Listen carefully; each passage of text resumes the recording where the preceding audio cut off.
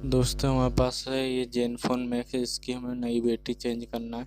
तो सबसे पहले दोस्तों हम पुरानी बैटरी निकाल लेते हैं। तो फटाफट से हम इसके सारे स्क्रू खोल लेते हैं। उसके बाद जो है हम पुरानी बैटरी निकालेंगे, उसके बाद नई बैटरी लगाएंगे, है ना।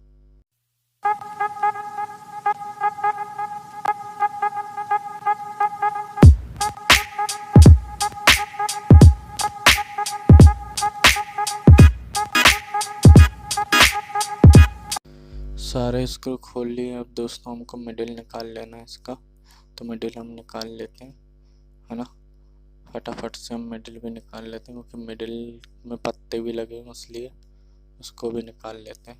तो दोस्तों ये हमने मिडिल निकाल लिया है ना। बस थोड़ा सा ही बचा है, ये निकल चुका है, क्योंकि नीचे ये फिंगरप्रिंट का पत्ता लगा हुआ था।